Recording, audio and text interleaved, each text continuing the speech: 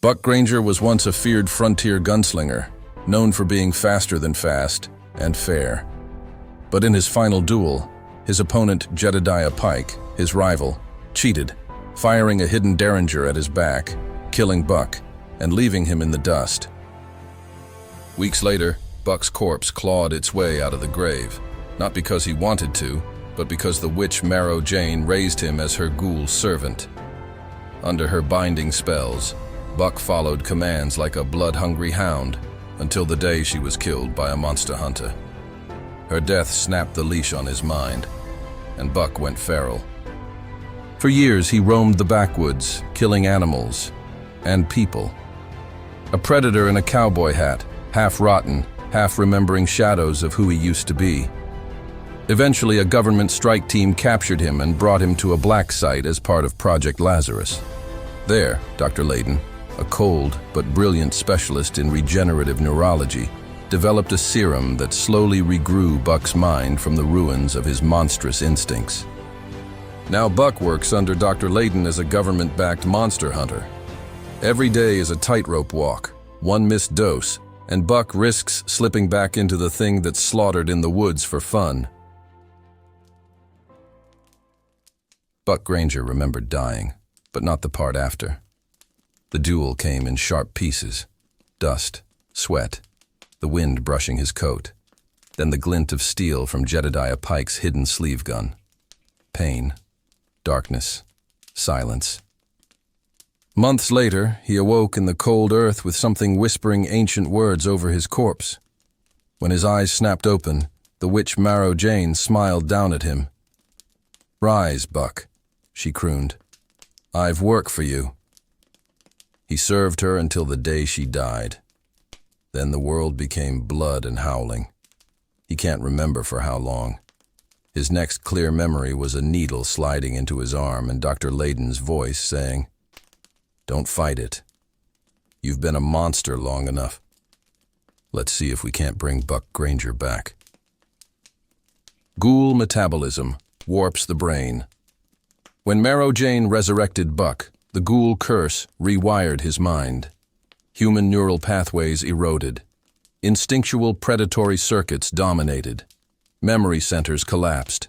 The soul-brain link destabilized. A ghoul's mind becomes a storm, chaotic, hungry, impulsive, and violent. When the witch died, her control shattered, and Buck's consciousness drowned under the feral state. He lived on pure instinct. Dr. Laydon designed LZ3 with 3 goals. A. Anchor Buck's soul back to his body. The witch magic left his spirit slipped, like a radio signal with static. The serum stabilizes it, keeping Buck's human consciousness active. B. Rebuild his decayed neural pathways. Ghoul flesh regenerates quickly, but ghoul brains heal wrong. The serum forces controlled regeneration, rewiring broken memories and cognitive functions. C. Suppress the feral instinct. The serum doesn't erase the monster, it chains it. It took only a matter of days for it to transform him from a feral beast into something more civilized. Containment cornered him in an abandoned warehouse.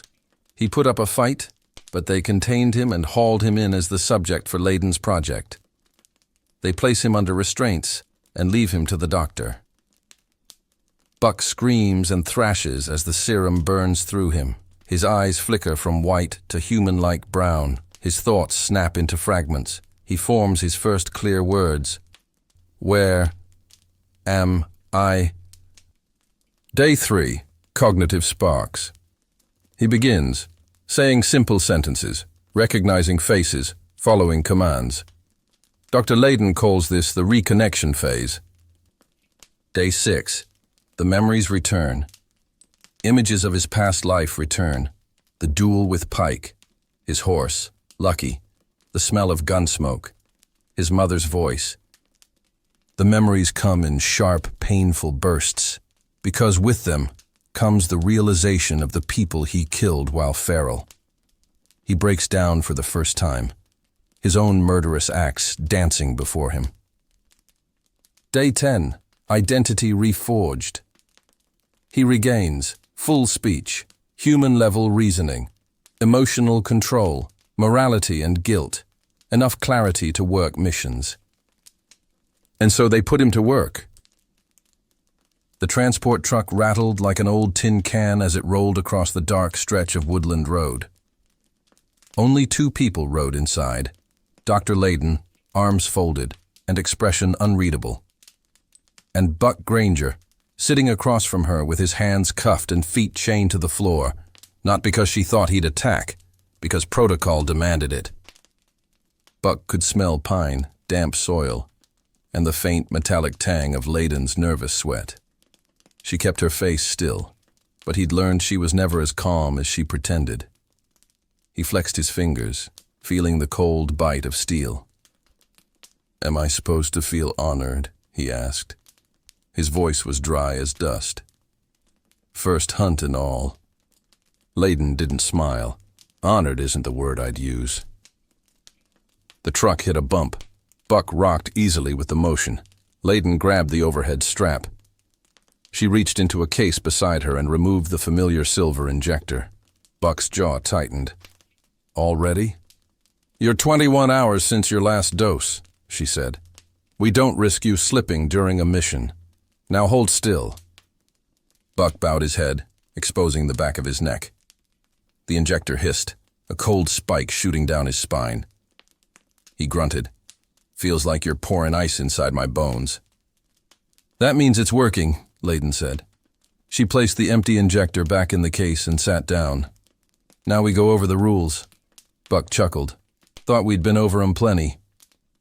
"This time," she said, meeting his eyes, "you're hearing them as a field operative, not a lab subject. Big difference." She took a deep breath, and he noticed. She was nervous. That never meant anything good. "First rule," she said. "You take the serum every 24 hours, no exceptions."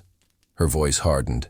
"If you go 26 hours, your hands start shaking, your pupils widen, you lose fine control, you start slipping."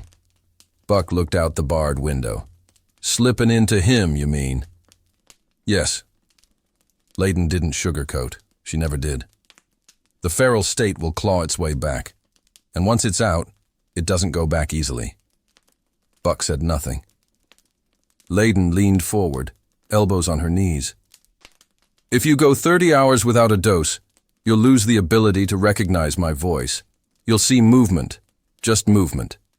Everything will be just prey." She paused. "After 36 hours, we can't bring you back." Buck's gaze stayed fixed on the window. He didn't blink. "Termination, right?" he said quietly. Laydon's jaw tensed. "Those are the orders." "Orders you'd follow?" She didn't answer him. That was answer enough. "Next rule," she continued. "The serum gets used up faster if your adrenaline spikes." "Happens when things try to bite me, I reckon," Buck muttered. "Or when you get angry, afraid, guilty, or when you tap into your ghoul strength." She tilted her head. "Any strenuous use of your abilities accelerates serum burn. You'll feel it. Voices getting louder, colors sharpening, skin itching like someone's under it." Buck swallowed. He remembered that feeling. Remembered blood on his hands, the screams. So many screams. He shut the memory out. That wasn't him. Laydon continued. "If I give you too much serum, you'll overload. What happens then? Hallucinations, memory fractures, disassociation, in rare cases, cardiac arrest. So either way," Buck said, "I'm walking a line." "A razor-thin one," she agreed. "Final rule," she said. "Out there, you listen to me. When I say stop, you stop. When I say pull back, you pull back. If your eyes glaze or you show signs of regression, you hit me with the tranquilizer," Buck finished. Laydon nodded. "And drag you back to safety before the other teams decide you're a threat." Buck's chains clinked as he leaned forward, elbows on his knees, mirroring her posture. "So that's it," he said. "Every day I take the needle or become a monster." It isn't the needle that stops you from becoming a monster, Laydon said softly. It's the part of you that wants to stay human. The serum only gives that part a fighting chance. The truck began to slow. Gravel crackled beneath the tires. Laydon stood and grabbed her field kit. "We're here." Buck looked out the window. The tree line was thick, dark, full of movement. "Your first test hunt," Laydon said. "A spear finger sighting. 1 confirmed kill, possibly 2. Buck's mouth curled in a grim smile. "Great. But what exactly is a spear finger?" Laydon glanced at her notes. "A stone-skinned witch. That eats livers, apparently." "Good." He rolled his shoulders, testing the strength in them. "I'm ready to work off some guilt." "Watch out for its finger spears," she said, raising a brow. Laydon unlocked his chains but kept the tranquilizer gun close at her side. "Remember the rules," she said. "If the serum burns too fast, tell me." Buck nodded. "And if it don't burn fast enough?" "You'll tell me that too," she said. He didn't respond. He just stepped out into the night. Rain pattered softly against the leaves as Buck moved through the woods. The serum was still cold in his spine, making the colors sharp, the smells crisp, and his mind, thankfully, quiet. Dr. Laydon walked behind him, crossbow-style tranquilizer ready. "This should be a simple test run," she murmured. "Observe. Engage only if—" Buck raised a hand. "Doc, please. Let me be the hunter for 5 minutes." Laydon fell silent. 5 minutes, she said. "Try not to die." He gave her a quick, crooked grin. "I'll pencil that in." The forest thickened as they walked. The trees leaned inward like they were eavesdropping. Then Buck saw it. A hut made from the hollow remains of an enormous tree trunk, blackened, gnarled, and twisted like arthritis made of wood. No windows, just a slit of an opening and a faint, pulsing green glow. Buck sniffed the air. Iron, stone, old blood, and something like granite dust. Laydon whispered, "That's her hut. Spearfinger, an Appalachian child-eater myth. Hard to kill, harder to track." Buck drew one of his pistols, a classic black steel revolver, now with reinforced barrels and monster-hunting bullets, and stepped forward. "Howdy," he muttered to the tree hut as he tilted his hat. "Anybody home? I'm here taking applications for the recently deceased." No answer, so Buck stepped inside. That green glow was from a cluster of fluorescent fungi in the middle of the hut. Besides that, it appeared empty. A rasping, stone-on-stone sound echoed behind him. Buck whirled. A gaunt, woman-shaped thing stood where there had been empty air a moment ago. Her skin looked like it was carved from slate, cracked, chipped, but impossibly strong. Her right index finger was long, needle-thin, and sharp as a spear. Her eyes were black pits. "Oh," Buck said, holstering his pistol with a practiced flick. "There you are. Wanted to get your opinion on something." She tilted her head, confused. He smirked. "How many rocks does it take to kill a witch made of 'em?" She hissed, low and icy. "Guess we ain't doing jokes today." He sighed. She lunged straight at him, fast, much faster than he expected. Her spear finger shot toward his chest like a ballista bolt. Buck dodged narrowly, her fingertips slicing a clean groove in the tree behind him. "Hey," Buck barked. "I just got this shirt." She lunged again. Buck rolled, drew both his modified revolvers and fired. The witch shrieked as the silver-laced rounds sparked against her stone flesh, chipping off shards. Not much damage, but enough to slow her. She darted sideways. Buck tracked her position by sound, her footsteps grinding like granite on gravel. "Doc," he called, circling. "Seems she ain't real chatty." Dr. Laydon stayed beyond the entrance. "Do not let that finger touch you." "Yeah, I picked up on that, thanks." The witch swung her spear finger like a sword, slicing the air where Buck's head had been. He ducked, kicked her knee, and fired up into her jaw. Crack. A piece of stone chipped off. She roared and hissed. She charged again. This time, Buck holstered the guns mid-motion and pulled his tomahawk from his belt.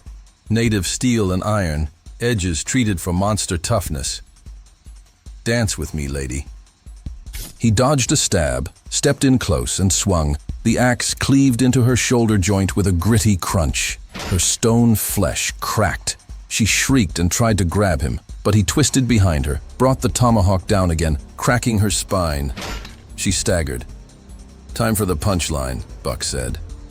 He yanked her head back by the hair and drove the axe between her shoulder blades, splitting the stone plates that protected her heartstone. The witch froze. The stone fell. Then she crumbled like dry rock. A cloud of dust rose where she'd been. Buck wiped stone residue off his coat. Smooth enough for a first date, he said. Laydon stepped forward, scanning him. Your serum levels held. Your reflexes stayed controlled. She paused. You didn't even show early signs of regression. Buck holstered the tomahawk. Doc, I think I liked that. Laydon unslung her tranquilizer slowly. Liked the hunt? Buck exhaled. Liked being useful. For once. She studied him, then surprised him with a small smile. Good, she said, because your next assignment just came in. Buck raised an eyebrow. That quick? She nodded. It's a big one. He cracked his neck. Then let's get moving. Back at the facility, the fluorescent lights in the briefing room buzzed like angry insects. Buck sat at the far end of the long metal table, arms crossed, hat pulled low, trying not to notice the way every agent stared at him like he was a loaded gun with a loose safety. Dr. Laydon stood beside him, tablet in hand, her posture rigid. On the screens behind her, photos of mutilated livestock, a torn fence line, and claw marks deep enough to come from something ancient. But nobody was looking at the screens. They were all looking at Buck. Agent Kessler, a thick-necked field operator with a scar across his jaw, finally spoke. So the monster's coming with us again? Buck didn't look up. Got a problem with that, partner? Kessler laughed humorlessly. Yeah, I do. I don't hunt with things that used to eat people. A ripple of murmured agreement moved through the room. Laydon's grip on her tablet tightened. Buck is fully stabilized. His last hunt was clean. Efficient. Kessler sneered. Oh, sure. For now. Until someone forgets to give him his magic juice and he decides to snack on a squad. Buck slowly lifted his head, eyes cold. Funny thing, friend, he said quietly. I only ate people when nobody was looking. You? You seem real eager to die right in front of me. The room went dead silent. Laydon shot him a sharp look. Buck, enough. He leaned back, unbothered. Just making conversation. Kessler shot to his feet, fists balled. You think this is a joke? My cousin disappeared 2 years ago. They found what was left of him in the Ash Valley woods. You want to guess what kind of teeth tore him apart? Laydon's face tensed. Agent Kessler! Save it, he snapped. You keep defending him like he's your damn... He caught himself. Buck's eyes darkened. The room was a hair trigger from exploding. The door slammed open. Professor Malcolm Laydon strode in. A tall, imposing man with silver hair, glasses perched low, and a commanding presence that made the agent straighten instantly. He spoke with a voice that tolerated no argument.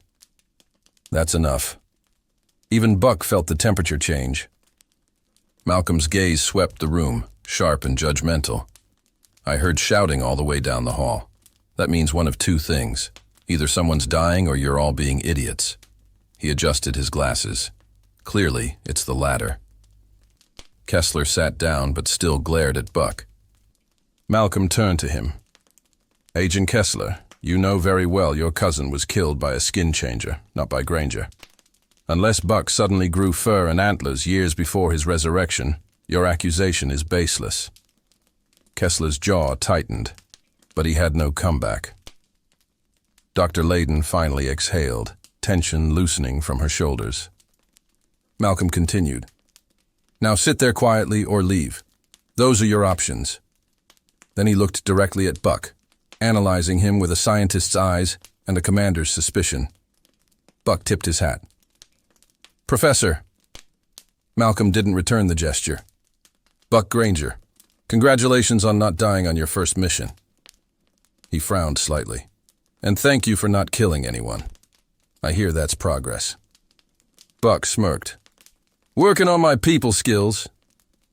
Malcolm's eyes narrowed the slightest bit. Yes, do keep doing that. Some of my staff are still frightened of you. Some, Buck muttered. Dr. Laydon shot him another warning look. Malcolm moved to the front of the room. Now, enough wasting time. We have a confirmed Class 3 entity in the Red Hollow region, and I expect professionalism from all of you, even from those still adjusting to the idea of working with the dead. His gaze flicked to Buck. Buck met it evenly. Laydon spoke up. If we're ready, I'll finalize the team assignments. Malcolm nodded. Good. And everyone? He looked around the room, voice dropping to a sharp edge. Buck is not your enemy. If he becomes your enemy, you'll know, because you'll be dead before you hear him move. Several agents looked pale. Buck gave a small, satisfied smile. Dr. Laydon pinched the bridge of her nose. Malcolm, not helping, but the fight was gone from the room. Professor Laydon clapped his hands together. Briefing begins now. Buck let his hat tilt back, watching the agents shift nervously. Yeah, he thought. Good to know where I stand. Every agent present keeps glancing at him, some openly, some like they're afraid he'll notice. He notices anyway. A holographic map flickers to life.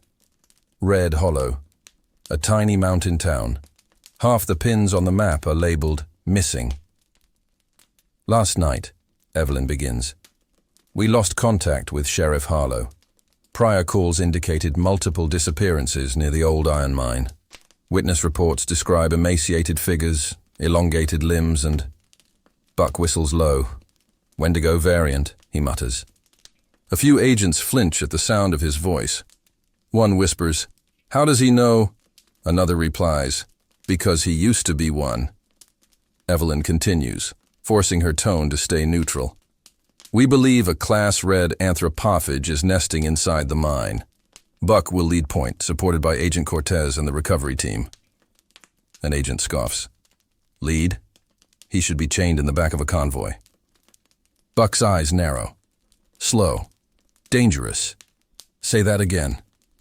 Buck, Evelyn snaps softly. Warning, not scolding. The man straightens defensively. He's unstable. He shouldn't be allowed near a mission of this rank. Your concerns are noted, Evelyn says. But Buck's abilities make him the single most viable operative for subterranean threats. Full stop. Buck smirks. There, you heard the doc. I'm viable. That doesn't help. Tension swells, until a sharp bang echoes through the room. Malcolm scans the crowd, then lands his gaze on Buck, cold, clinical, like Buck is both an asset and a problem he hasn't solved yet. Your mission parameters are simple, Malcolm announces. Find the nest, neutralize the alpha, recover any biological samples that remain intact, and above all, his eyes cut to Buck. Maintain control. Buck doesn't blink. I always do. No one believes him. Malcolm taps the table. Briefing concluded. Dr. Laydon, a word. Agents file out, giving Buck a wide berth as though he's radioactive. He watches Evelyn and Malcolm move to a quiet corner, but stays where he is, listening. Not that they know he can hear every whispered vibration in the room. Malcolm leans in slightly. His voice is low but tense. Evelyn, you're too close to him. She frowns. I'm his physician. That requires proximity. No. Malcolm shakes his head. Not medically, emotionally. You defend him every time someone raises concerns. Because most of those concerns are based on fear, not data. Fear is data, Malcolm snaps. Fear keeps people alive. She crosses her arms. Buck is stable as long as he stays on the serum. He's shown improvement daily. He ripped apart 3 civilians during his feral years, Malcolm interrupts. We documented that. We both saw the footage. Evelyn's jaw tightens, but she doesn't deny it. Malcolm's voice softens, but only barely. Look, I know you want to fix him. I know you want atonement for not being there when he was brought in. But he is a weapon with a soul trapped inside it. And one day, one of those 2 halves is going to win. Evelyn's voice slips into a whisper. It's my job to make sure the human half stays in control. And it's my job, Malcolm says grimly, to be ready when it doesn't. He places a hand on her shoulder, a rare gesture of softness. Be careful, Eve. The moment he misses a dose, the moment something triggers him, he won't be Buck anymore. And I won't be able to save you from what comes out of him. Evelyn looks down, troubled. Across the room, Buck watches their silhouettes. He doesn't hear every word, but he hears enough. He knows what he is. He knows what they fear. And deep in his chest, something old and hungry twists. Not now. Not yet. He forces it down. The convoy stops at the mouth of the old iron mine, headlights cutting through the mist, swirling along the forest floor. Rusted tracks disappear into blackness, and the air smells like cold metal and rot. Agents hop out, checking weapons. Buck swings down last, coat swaying, pistols holstered, tomahawk strapped to his back. Dr. Evelyn Laydon approaches him quietly, a small metal injector in her hand. She keeps her voice low. Buck, time for your dose. He rolls up his sleeve. You didn't pin me as squeamish, Doc. I'm not squeamish, she mutters. I'm cautious. She presses the injector into his arm. The serum rushes in, cold, sharp, electric. His bones vibrate, his vision sharpens, colors brightening, sounds stretching out like strings of tension. His mind clears. The hunger, the gnawing presence, eases. He exhales slowly. All right, let's go babysit some Wendigo. The team advances with helmet lights sweeping the walls. The deeper they go, the warmer the air becomes. Wrongly warm, like walking into a dungeon. Agent Cortez murmurs, movement up ahead, something fast. Buck lifts a hand. Hold. These Wendigo variants hunt in packs. They're territorial but predictable if you... Agent Marsh scoffs loudly. We're not taking advice from a ghoul. Buck's jaw tightens. I was reading up about their tactics last night. Marsh waves him off. Move up, team. Formation 6. Buck curses under his breath. That's not going to work. They ignore him and advance. A screech tears through the tunnels. Then all hell breaks loose.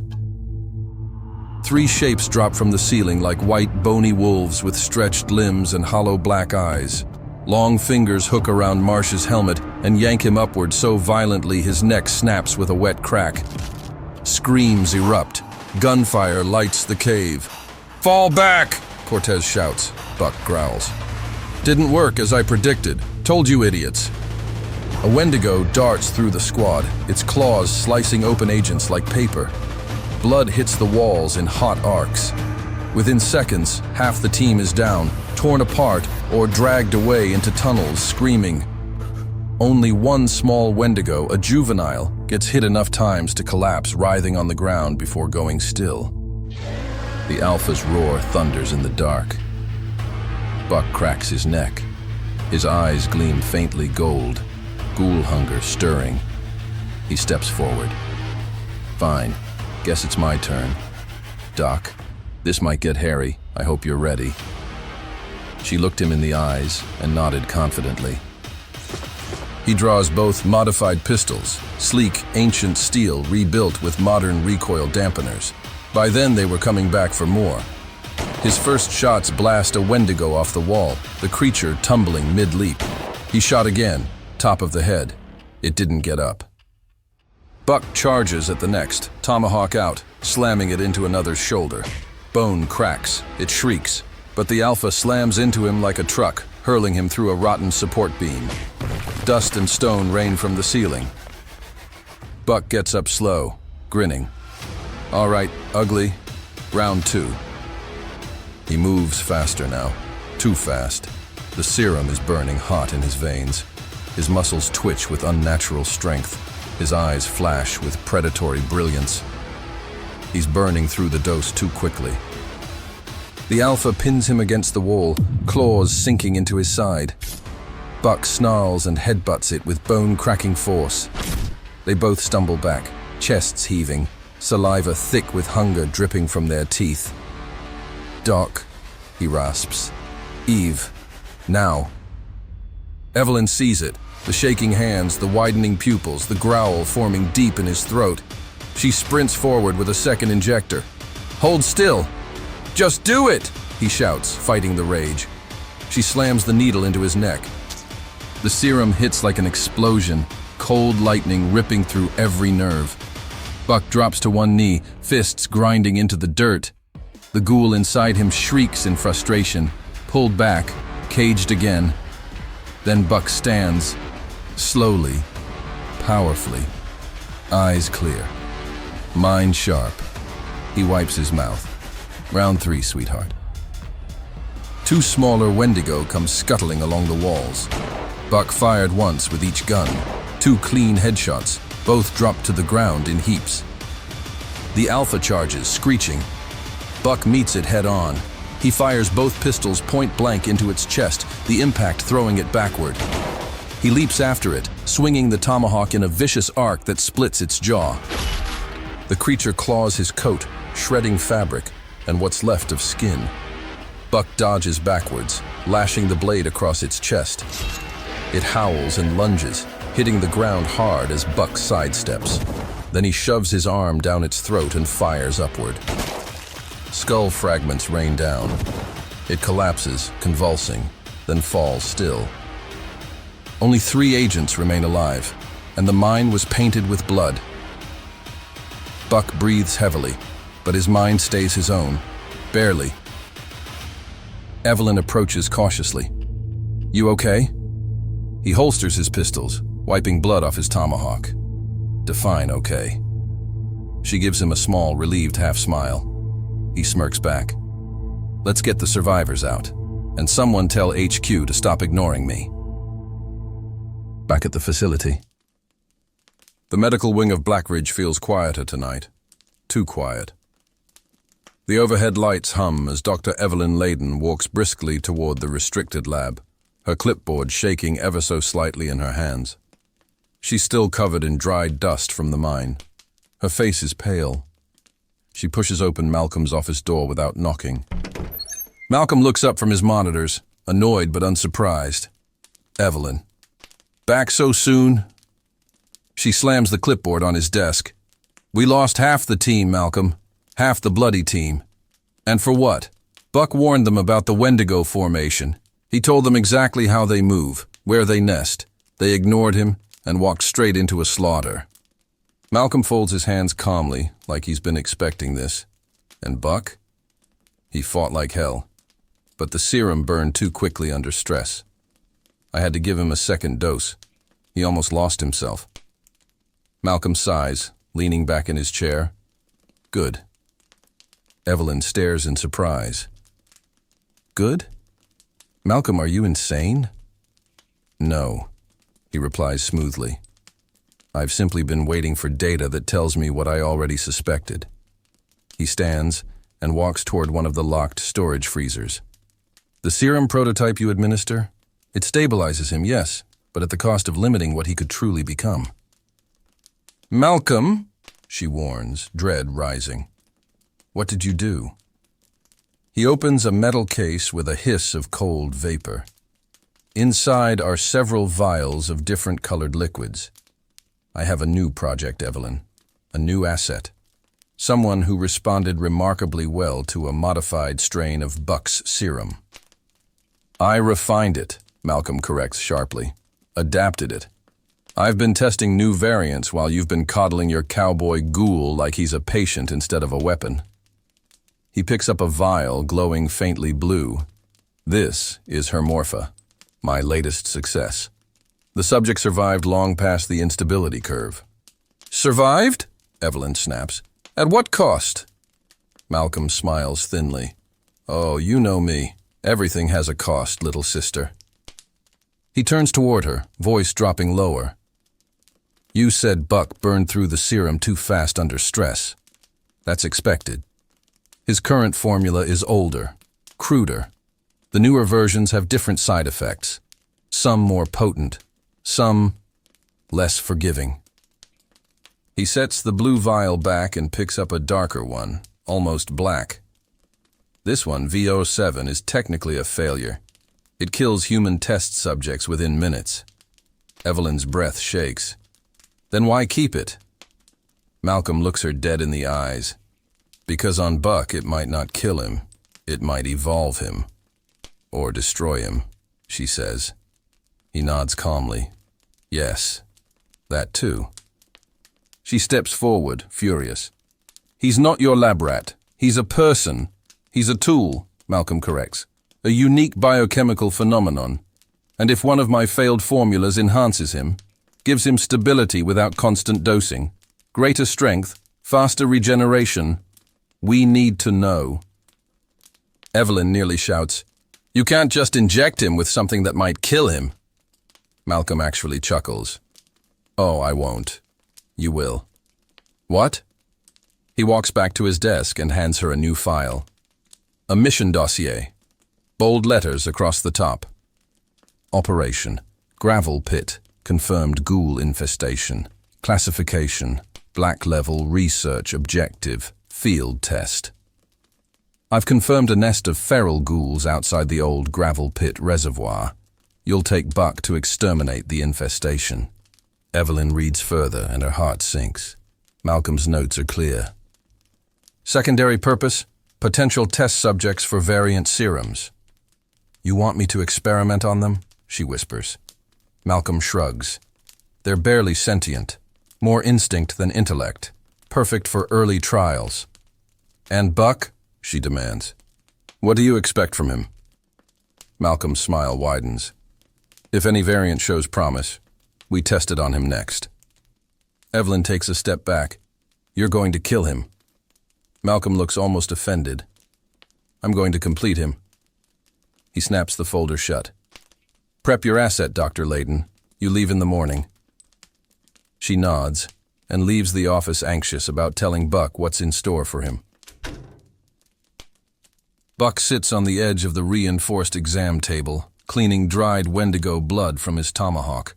His coat hangs on a nearby hook, torn from the fight. His muscles still twitch faintly from the double dose earlier, but he looks composed, almost calm. Evelyn storms in and shuts the door behind her. Buck glances up, eyebrow raised. Well, Doc. Either I missed my appointment or somebody's upset. She doesn't answer. She marches straight to him, gripping the mission folder so tightly the papers inside have bent. Buck, she says softly, we need to talk. He knows that tone. It's the same one she uses right before delivering test results or bad news. He sets the tomahawk down. All right, shoot. She takes a breath. Malcolm. He told me about the serum variants. Buck's eyes flicker with interest. Variants, huh? New batches? Buck, listen. She steps closer. He says he's been experimenting, using your serum as a base. He has versions that are stronger but unstable, dangerous, some that kill human subjects. She swallows hard, and he wants to test them in the field, on ghouls, on this mission. Buck doesn't flinch. If anything, he perks up. So he's making improvements, he says. About damn time. She stares at him, stunned. Improvements? Buck, these serums could destroy you. He shrugs. The one I'm on isn't exactly perfect either, Doc. Burns out too fast. Makes me feel like my own head's on fire sometimes. That's why it terrifies me. Her voice breaks slightly. Malcolm isn't thinking about your safety. He's only thinking about data. And he told me flat out, if one of these variants shows promise on the feral ghouls, he wants to try it on you. Buck leans back, rubbing his chin thoughtfully. A stronger strain? Something that keeps me from slipping? His eyes flare with something she hasn't seen in him for weeks. Hope. Something that could stop the feral triggers for good? She shakes her head. Or something that kills you instantly. Or fixes me. Her frustration spills out. Buck, why aren't you more concerned? You could die. No offense, Doc, he says gently. But dying stopped being the worst thing that ever happened to me the day I met you guys. That hits her. Hard. He continues, calmer. I've been living with this thing in my head for months. This hunger. This edge. I hear it when I wake up. Feel it every time I skip a dose by 5 minutes. It's always right there, waiting. He taps his temple. If Malcolm's got something that can finally shut it up, even if it's a risky shot, I'd take it. Evelyn's eyes soften, but her fear doesn't fade. So you want this, she whispers. Even knowing it might kill you. Buck stands, stepping close enough that she has to tilt her head back to look at him. I want to stop feeling like a bomb someone forgot to finish defusing. He flashes a crooked, hopeful grin. And maybe, just maybe, one of those ugly little vials is the key. She looks up at him. But Buck, I don't want to lose you. For a second, just a second, Buck's guard drops. Something warmer flashes in his eyes. Something human. Doc, he murmurs softer than ever. You won't. He picks up his coat and swings it over his shoulder. Let's go hunt us some ghouls, and maybe find the cure that finally sticks. But as he walks past her, Evelyn stands frozen, holding the folder, because she knows what he doesn't. Half the serums Malcolm wants to test don't stabilize ghouls. They tear them apart. Wind howls through the abandoned quarry, carrying dust and the faint stench of decay. The old reservoir building had collapsed, but beneath it, the ground was hollow. Cracked cement, revealing makeshift tunnels. Buck and Evelyn approach the fenced enclosure that Malcolm's recon drones detected. What they find inside stops them cold. Dozens of feral ghouls, all penned in behind heavy steel mesh and reinforced bars. Someone, clearly Malcolm, set this up long before they arrived. The ghouls snarl, hiss, press against the metal with clawed fingers. Some look half dead, some freshly turned. Their eyes are vacant, feral. Buck whistles. Well, ain't this a petting zoo from hell? Evelyn's stomach churns. This is monstrous. He pats her shoulder gently. Doc, they're not exactly kindergartners. Buck, they were people. He doesn't argue. His face goes still. Evelyn calls the first ghoul forward with soft murmurs. Surprisingly, it responds, dragging itself to the fence. She fills a dart injector with variant V05. Ready? She asks. Buck nods. Let's get this over with. She fires. A clean hit in the throat. The ghoul convulses violently, then drops dead before its second breath. Buck winces. Well, that answers that. A second ghoul is coaxed forward, the next variant loaded. As soon as the serum hits its bloodstream, its body melts, skin liquefying and bones dissolving into a sludge that steams in the cold air. Buck grimaces. Smells worse than a hog farm in August. Evelyn covers her mouth. This one's a failure. Completely unstable. The third ghoul roars at them even before the dart lands, so they inject through the bars. At first, nothing. Then its chest swells, its veins bulge, its pupils shrink to pinpricks. Buck steps back. Doc! The ghoul explodes. Bone fragments clatter across the fence. Buck shakes his head. Okay, that one's obviously off the table. Two ghouls receive separate injections. At first they seem calm, then both suddenly erupt into rage, thrashing, charging the fence, clawing until fingers snap off. Their screams tear at the air. Emotional destabilization, Evelyn mutters, grappling with her notes. Total loss of control. Buck cracks his knuckles. Definitely not giving me that one. Both ghouls burn themselves out from exertion and collapse. They approach the next ghoul carefully. It looks younger, recently turned. Evelyn administers V13. The ghoul stiffens, growls, then gradually, its posture softens, its breathing steadies, its blank eyes flicker with something faintly human. Confusion, recognition. It looks around like someone waking from a nightmare. It even tries to speak, but blood pours suddenly from its ears. It collapses dead at their feet. Evelyn gasps. No.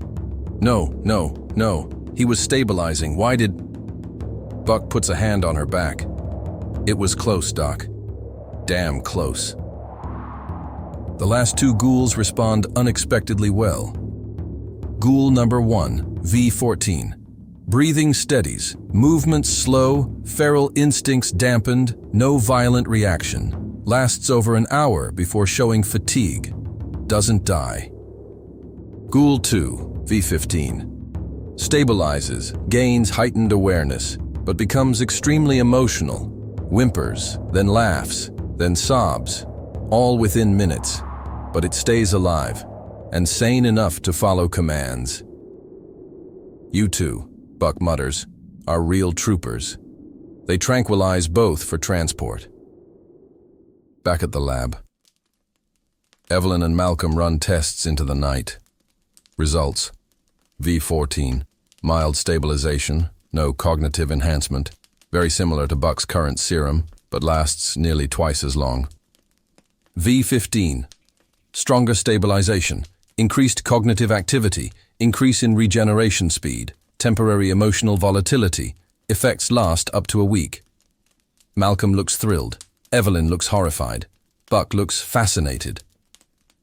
He sits on the medical bed as Evelyn prepares the 2 trial doses. Sure about this? She asks. Doc, he says with a grin. If either of these buys me more time with my own mind, it's worth the sting. First, V14 injection. Buck inhales sharply. Within seconds, he relaxes. Feels like the old stuff. Just cleaner. Less burn.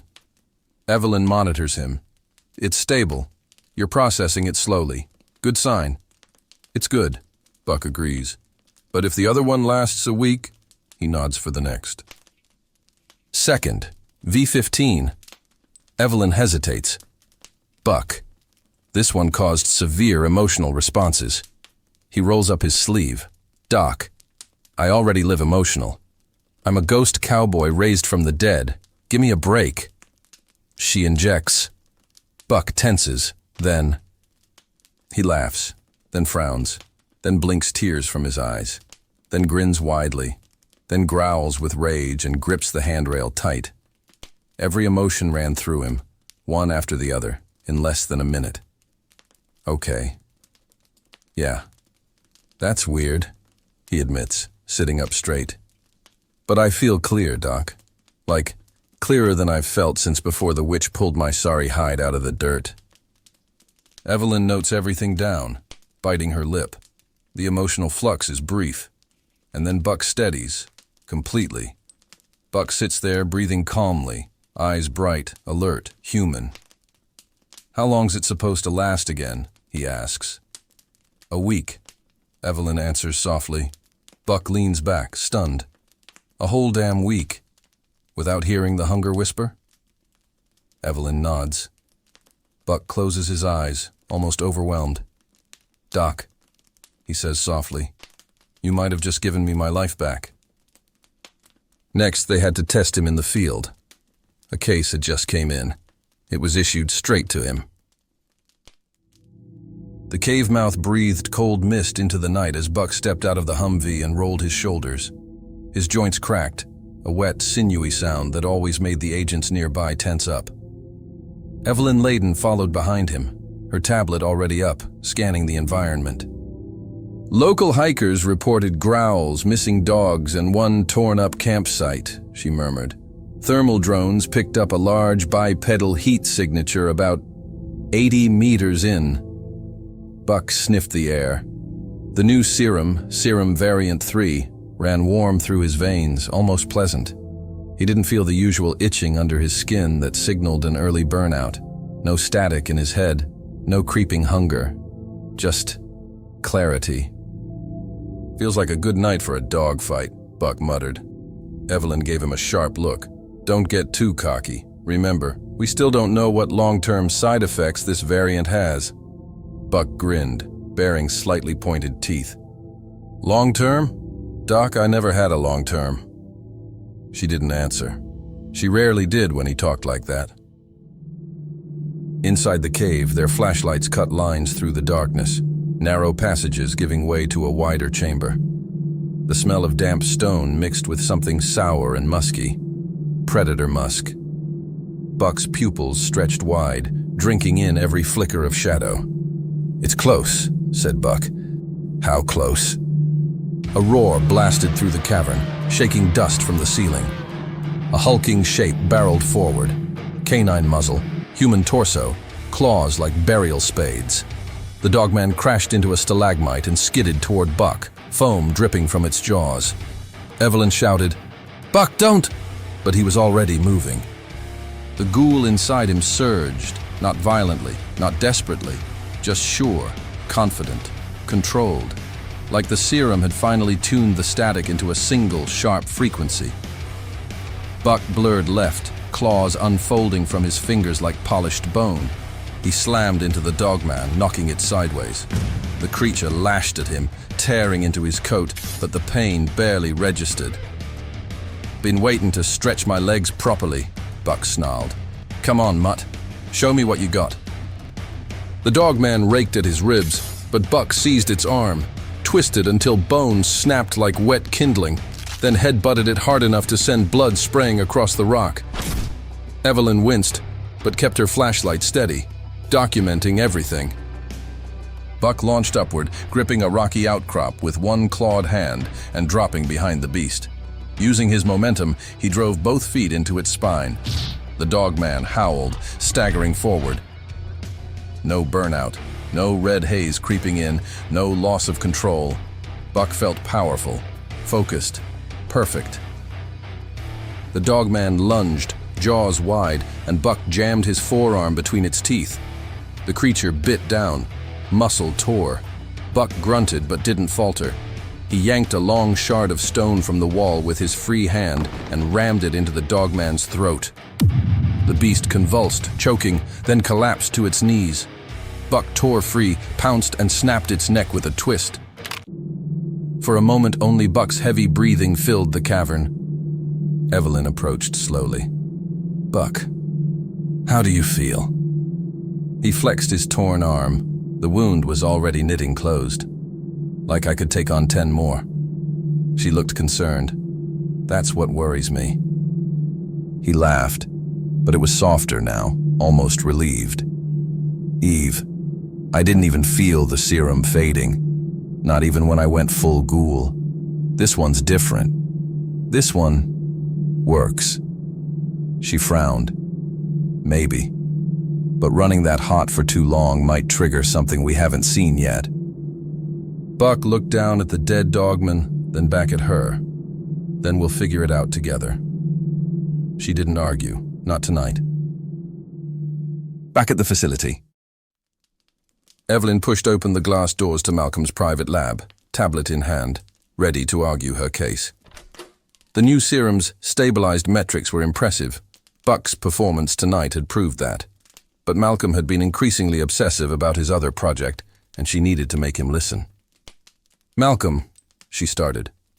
I have the post-case analysis. She stopped. The lab was dim, except for a harsh red emergency light spinning slowly overhead. Papers were scattered across the floor. A shattered vial glittered under Malcolm Laydon's boots as he paced with both hands pressed to his temples.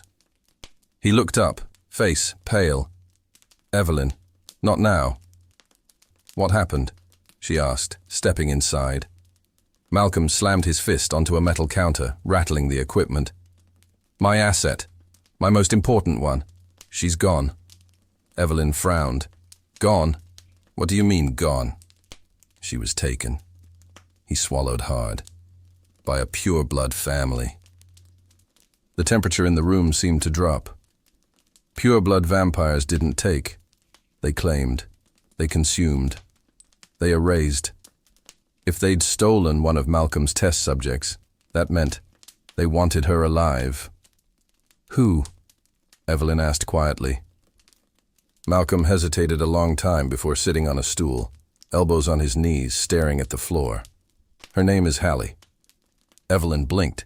She'd heard whispers about a secret patient, someone in deep containment, someone Malcolm wouldn't let even senior staff examine. But a name was new. "She's a vampire," Malcolm continued. "A hunter with special abilities, bitten on a case. I brought her in even before Buck's breakthrough. He reminded me of her. Not physically, but the struggle, the hunger. I thought maybe I could replicate his success with her." Evelyn felt a chill. "You tried Buck's serum on her?" "Not exactly. A variation, specifically tuned for vampiric neural decay." Malcolm rubbed his forehead. "It worked. She regained stability. She could suppress her hunger as long as she took her pill like Buck has to. The breakthroughs were beyond anything I've achieved in 10 years, Eve." "And now she's gone," he whispered. "A setup, a trap, I don't know. All I know is they have her." He stood abruptly. "That means they knew. They knew she was stable. They mean to weaponize her, or break her again." Evelyn set her tablet down gently. "Malcolm, I'm sorry. Truly. But what do you want me to do?" "Nothing," he said, and dismissed her with a wave of his hand, lost in his panic. She hesitated, wanting to push the serum data, but the look in his eyes told her he wasn't absorbing anything. She left him hunched over the desk, shoulders shaking. 3 hours later, just as Evelyn was finishing Buck's updated dosage model, her tablet buzzed violently. "An urgent priority recall. Return to Lab 01, immediately. M. Laydon." Buck looked up from across the room, leaning against the wall with his arms crossed. "Trouble?" "Always," she muttered, grabbing her coat. "Come on." They rushed back to Malcolm's domain. This time the lights were on, the chaos cleared, and Malcolm was standing stiffly by a large projection map of the North Atlantic. His eyes were raw, but his voice was steady. "We found her," he said. Buck raised an eyebrow. "The missing vamp?" Malcolm nodded sharply. Purebloods took Hallie to a fortified island 3 miles off the coast. Centuries-old vampire stronghold. We can't breach it with standard teams. "And you want Buck," Evelyn said, already knowing the answer. "I need Buck." Malcolm turned to him. "Your resilience, your senses, your regenerative capacity. You're the only one who can survive long enough to reach her." Buck smirked. "Funny. Usually folks hire me to kill monsters, not save them." "She's not a monster," Malcolm said, fists clenched. "But there will be plenty of them." Evelyn glanced at Buck. "This fortress, is it crawling? How many vampires are we talking?" "Dozens," Malcolm replied. "And purebloods don't keep livestock. They keep warriors." Buck rolled his shoulders, excitement sparking in his eyes. "Sounds like a hell of a party." Malcolm's expression hardened. "This is not a joke. If they decide to experiment on Hallie or break her mind, she becomes the most dangerous undead organism on the planet. We can't let that happen." He stepped closer to Buck, voice low. "I'm asking you to help me bring her home." Buck cracked a grin. "All right, Professor. Let's go rescue your girl." Malcolm stiffened. She is not. She's a patient. Buck chuckled. Sure thing, Doc. Malcolm nodded. Briefing starts in 20 minutes. Buck, don't be late. Buck flashed a fang. Wouldn't dream of it. As Malcolm turned away, Evelyn caught the flicker of fear behind his eyes, and it hit her. Whatever waited on that island wasn't just another mission. It was personal, and maybe, just maybe, too late. Buck sat on a metal bench, rolling his shoulders while Evelyn prepared his dose. She checked the vial one more time. Variant 3 stabilized, enhanced with a micro booster Malcolm insisted on adding. This should hold you, she said, tapping his arm for the injection site. But don't push yourself to the edge unless you have to. Buck smirked. Eve, when do I ever push myself to the... She stabbed the needle in. He hissed through his teeth. Emotions ran for a moment, then cleared. Right. The serum spread warm under his skin, quick and comforting like whiskey poured straight into his blood. Evelyn held his arm a moment longer than necessary. Buck, be careful. Pure-blood vampires are not like the corrupted ferals you've taken down.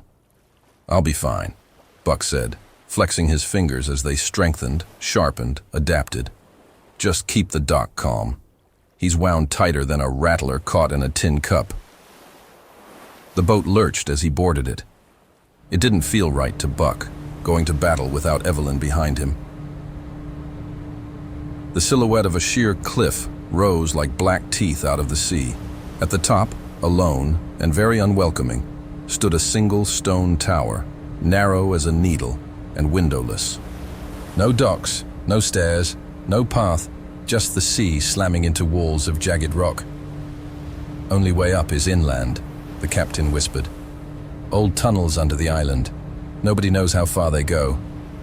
Buck grinned. Sounds cozy. He leapt from the boat, hitting the rocky shore with a splash, and climbed up onto a ledge as the transport backed away into the fog. Ahead, a cave mouth yawned.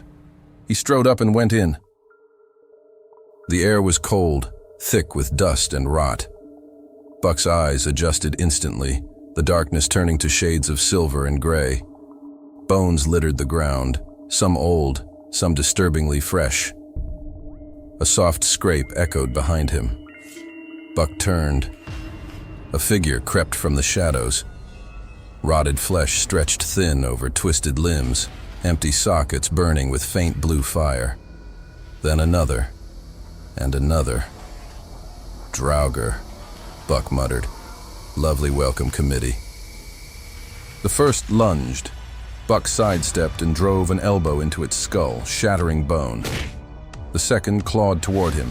He grabbed its arm, ripped it free at the shoulder, and used it to impale a third. But there were more, shambling out of alcoves, crawling down the slick walls, dragging rusted chains. Buck cracked his neck. All right then, let's dance. He surged forward, claws flashing. Bones snapped, heads rolled. Ichor splattered the walls. One lunged from above. He caught it midair and slammed its spine first into the ground. Serum humming, strength rising, mind sharp. He didn't feel the burn. Not yet. One final Draugr crawled toward him, torso only, spine dragging like a tail. It hissed. Buck stomped its skull into mush. The caves fell silent. He sniffed the air. Cold stone, old death, and underneath it, vampires. A lot of them. Their scent was cold, sweet, ancient, and it wasn't coming from the tower. It was coming from below. The tunnels opened into a vast, subterranean chamber. Built stone walls, wrongly angled, too old for any human civilization, formed a spiraling stair that led down, not up. Torches flickered with pale violet flames, throwing long shadows across carvings of fanged faces and chained figures. At the center of the stairwell, a chasm yawned so deep Buck couldn't smell the bottom. Great, he grunted. Vampires with decor. Each step vibrated with faint heartbeat-like pulses from the island itself. Down below he could hear movement, soft, padded footsteps. A whisper of silk. something breathing without lungs. Somewhere in that labyrinth, Hallie was alive. Somewhere down there, an entire pure-blood family waited. Buck reached the final step and stepped out into a long stone corridor. Torches flickered in brackets along the walls, their pale flame casting distorted shadows. But the place was silent. Too silent. Hell, Buck muttered, sniffing the air. Where is everybody? His boots echoed as he moved down the hallway, shoulders tense, pistols drawn. The walls were carved with symbols, fangs, spirals, chained figures with hollow eyes. Everything was old. Everything seemed wrong. He pushed open the first door. Empty. Just an old bed and rotten curtains. Next room. Same thing. Next, just an old stone table and shackles bolted into the wall. Either these vamps are real tidy, he said under his breath, or they're hiding. He opened another door. This one was different. The moment the door creaked, a wet chittering filled the air. Buck froze. Inside was a reinforced enclosure, iron bars bent inward, like something had tried to break out. 6 figures crouched inside, hunched and feral, eyes glowing sickly green. Chupacabra. They all snapped their heads toward the open door and charged. Oh, hell. Buck slammed the door shut just as the first creature smashed into it, claws screeching along the wood. The whole door shook. He pressed his back against it until the scratching faded. Not dealing with that right now, he said, wiping his brow. He kept moving. At the end of the hall, Buck found a second staircase, this one descending deeper into the rock. Cold air rolled up from below, air that carried copper, earth, and vampire breath. Buck cracked his neck and began downward. Halfway down, he heard whispers and footsteps. Finally, he muttered, bearing a grin, and I thought I was getting stood up. At the bottom landing, the corridor widened, and that's when they stepped out. White-eyed, pale-skinned, dressed in tattered ceremonial robes, a pack of lesser vampires, dozens of them, crawling from shadowed alcoves, all staring at him. Howdy, fellas, Buck said, tilting his hat. Now, could any of you boys point me towards Hallie's cell? Nobody answered. They just charged forward. I'll take that as a no, shall I? Buck drew both pistols and fired. The modified rounds, alchemical silver with a punch of ultraviolet, exploded skulls and ignited throats. 2 went down instantly. 3 more staggered back, hissing. Another leapt from the ceiling. Buck spun, blasted it mid-air, then buried a boot in its chest to keep it off him. Buck holstered one pistol and grabbed his tomahawk. The next vampire got its arm chopped off at the elbow. Another got split open from collarbone to sternum. One sank its teeth into Buck's shoulder. He grabbed it by the hair and shoved it face first into the wall hard enough to flatten its skull. More came. Claws scratched his jacket. Hands grabbed his arms. He flung them off, slammed one into another, blasted one running along the wall, incinerating it, and kept carving his way forward, leaving a trail of burning corpses and black ash. Even when 10 of them rushed him at once, he didn't feel the serum fade. No burn, no frenzy, just control, pure, sharp, predatory focus. After the 12th vampire fell, the hallway finally went still. Buck rolled his shoulders and kicked a corpse out of his way. All right, he panted. Who's next? He turned a corner and froze for the first time since arriving. A long stone hall stretched before him, lined with iron-barred cells. Bones littered the floor. Chains dangled from hooks. Old blood stained the stones like shadows burned into the walls. This was no hallway. This was a dungeon. Buck sniffed the air. Vampires, torture, death, and something else, something faint, human-like. He walked past the cells, checking each one. Most were empty, some full of bones or dusty clothing. Then at the far end, a closed iron door reinforced with runes, pulsed faintly. Behind it, a heartbeat, weak but steady. Buck's eyes narrowed. "Hallie," he whispered. Buck gripped the iron lock. "One good yank," he muttered. He tore it free. The moment metal left stone, every carved rune on the door flared bright blue. Buck's eyes widened. "Oh, shh." The blast hit him like a freight train. A concussive wave of arcane force hurled him across the dungeon. His spine crunched against the far wall with a sickening crack. He hit the floor twisted wrong, limbs unresponsive, pain roaring white-hot through his nerves. For a moment, all he could do was gasp. Then he chuckled weakly. Should have seen that coming. He couldn't move, couldn't even lift a hand. Regeneration would fix it, but not fast. Not with that much force. Not with his spine folded like wire. He stared up at the ceiling, waiting for vertebrae to knit back together. That's when he heard footsteps. Light, elegant, unhurried. A tall figure stepped into the torchlight. Pale skin, white hair pulled back, wearing a fine, dark suit that looked wildly out of place in the dungeon's filth. His eyes glowed a smug gold. "Trying to let yourself in, are you?" he drawled. "How quaint." Buck snarled. "Who the hell are you supposed to be?" The vampire smirked.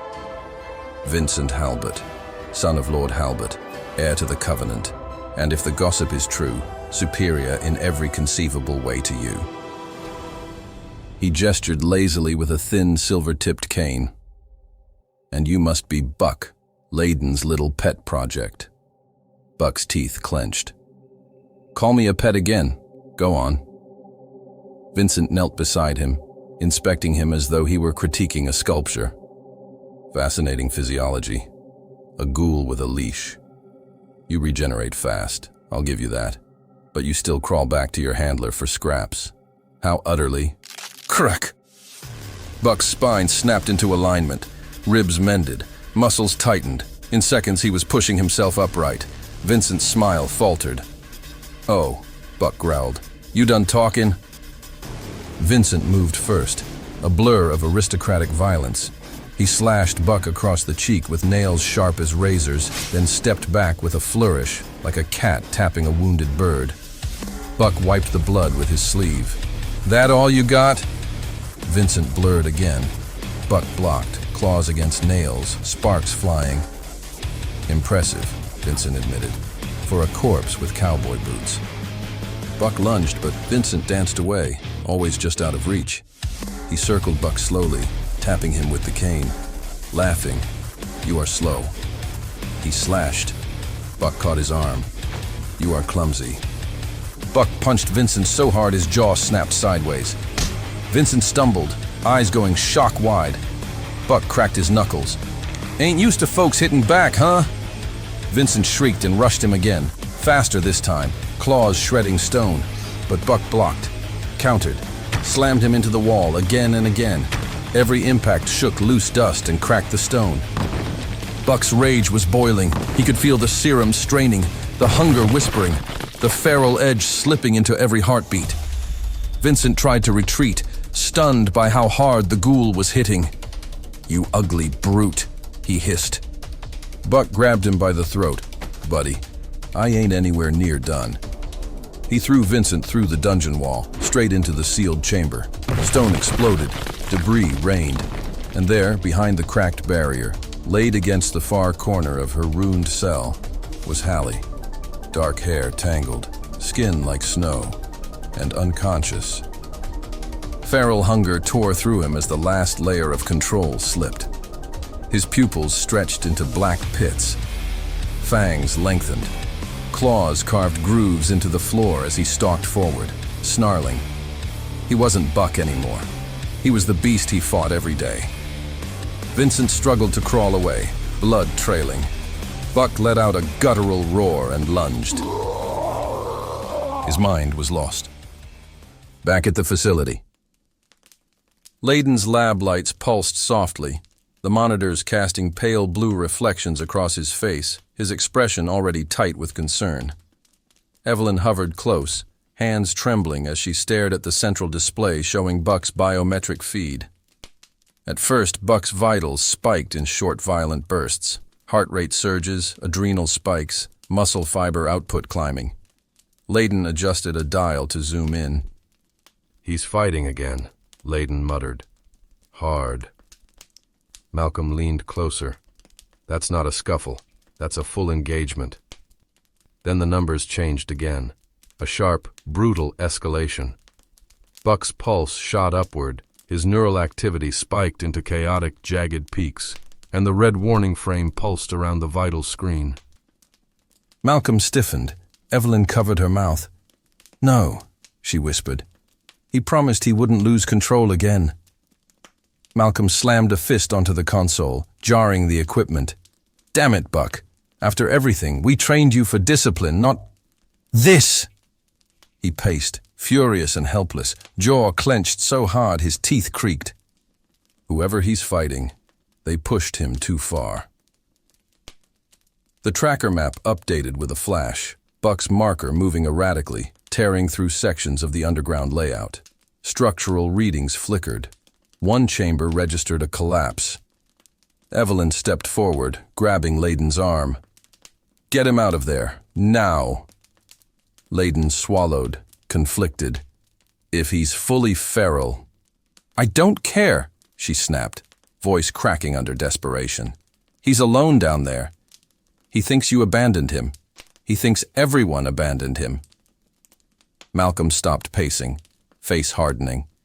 Not with anger now, but with something heavier. Regret. "We should have gone after him sooner," he muttered. He turned sharply toward the exit. "I'm promising nothing, all right. Gear up. We're bringing him home before he kills someone. Or himself." Evelyn's voice dropped to a trembling whisper. "Please. Before there's nothing left of him to save." I hope you're enjoying the story. Part 2 coming soon. Please like, subscribe, share, or just pop me a comment. It all helps, and it's all appreciated. Thanks for watching, and I hope to see you again next time.